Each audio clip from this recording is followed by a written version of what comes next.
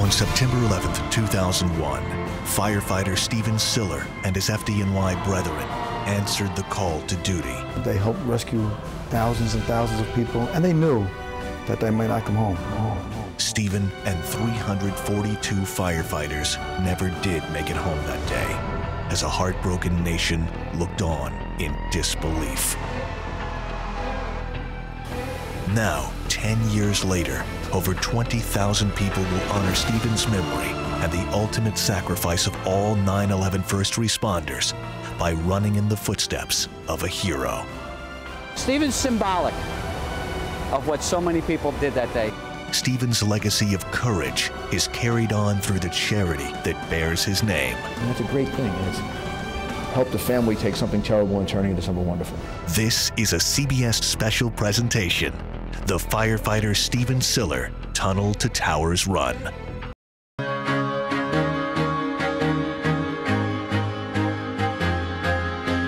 What started in 2002 with 2,500 runners has grown to more than 20,000 in New York this year, with more than 30 tunnel-to-tower runs in other cities across the country. They are all literally running in the footsteps of history, honoring firefighter Stephen Siller's selfless act of heroism. His decision to run through the tunnel to the burning towers is forever a symbol of the best of the American spirit.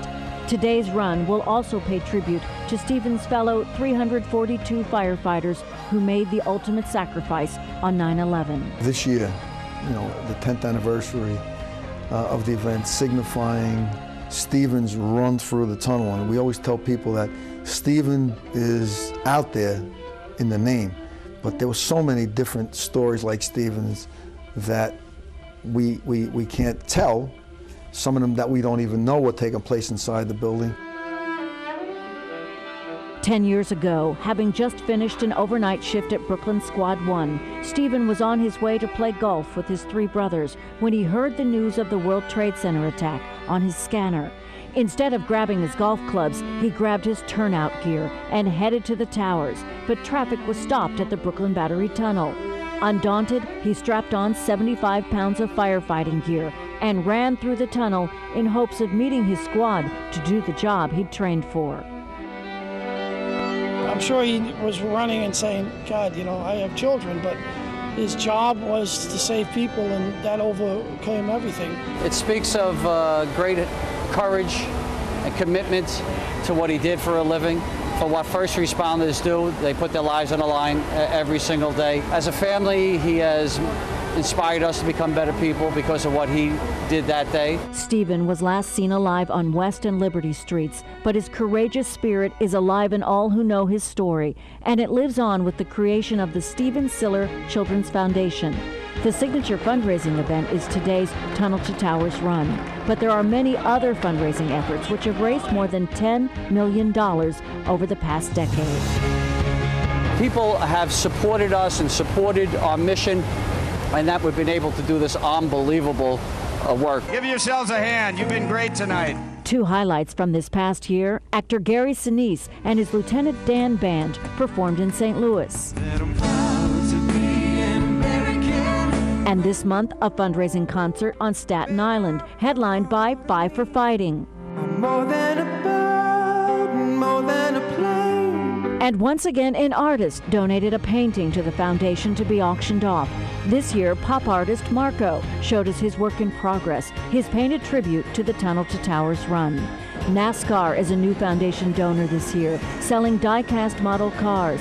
And ESS donated proceeds from the sale of 9/11 commemorative sunglasses. You talk to these people that are doing so much for our foundation and bringing so much goodness to our cause. We didn't know we were going to do any of this. There's a master plan that we're not involved with that keeps on telling us to do these things, and we are going to do it because of so much help from so many great people, individuals and companies. The money raised goes to causes that meant a lot to Stephen Siller. $2.2 million went to building Stephen's House, a home for at-risk teenagers on Staten Island.